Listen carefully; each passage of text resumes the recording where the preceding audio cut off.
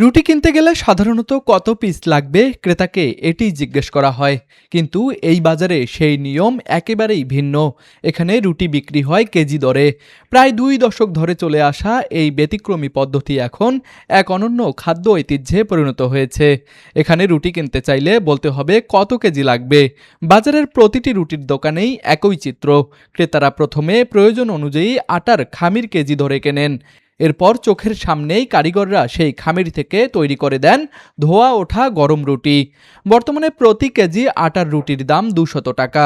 এটা ছিল খড়িহাটি, এখন হয়েছে রুটিহাটি। 74 আকারের পর থেকে এখানে প্রায় 7-8টা দোকান। তখন কেজি ভাও আটা বেচতে শের ভাও, আদেশের খাতে 1 পোয়া খাতে এইভাবে কেজি ভাও তখন থেকে যাবৎ পর্যন্তই আছে, চলতেইছে। প্রায় 20 বছর ধরে একই নিয়মে চলছে এই রুটির ব্যবসা।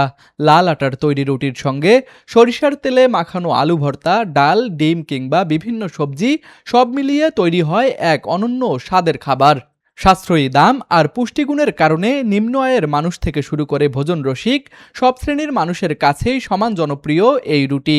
পুরাতন বাজারের রুটির ব্যবসা আমি বহুদিন হলো করি,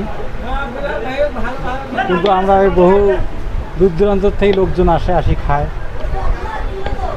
একটু স্বচ্ছায়ের মধ্যে ওরাও পায়, আমরাও একটু স্বচ্ছার মতো জিনিসটা বেচতে পারি। পুরাতন বাজারের মধ্যে এই রুটির ব্যবসাটা বহুদিন হলো করার কারণে খুব একটা ঐতিহ্যভাবে এটা চলতেছে। ভালো বেচা কিনাই হয়। একজন 14, 15, 18, 20 কেজি পর্যন্ত আটা বেচে। ব্যবসাটা মূলত আমরা সকাল 6টা থেকে শুরু করি, আর সকাল 6টা থেকে রাত 11টা, 11:30 পর্যন্ত আমাদের ব্যবসাটা এখানে চলে। এখানে অনেক দূর দূরান্ত থেকে লোক আসে পুরাতন বাজারে রুটি খাইতে। এটা অনেক সুস্বাদু, ঐতিহ্যবাহী পুরাতন বাজার। সকাল থেকে রাত পর্যন্ত দোকানগুলোতে থাকে উপচে পড়া ভিড়।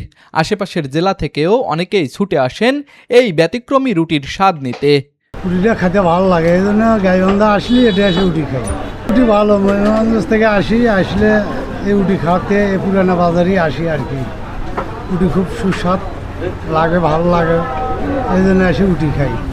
বর্তমানে গাইবান্ধা শহরের পুরাতন বাজার সহ বিভিন্ন এলাকায় প্রায় 20টি দোকানে প্রতিদিন তৈরি হচ্ছে এই ঐতিহ্যবাহী লাল আটার রুটি।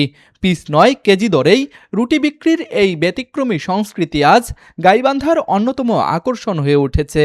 তাই ভোজন রসিকদের কাছে এই রুটির স্বাদ নেওয়া যেন শহরটির এক অবিচ্ছেদ্য অভিজ্ঞতা। গাইবান্ধা প্রতিনিধি ওমর ফারুক রনির পাঠানো তথ্য ও চিত্রে তুষার আচার্য, ডেস্ক রিপোর্ট, RCTV।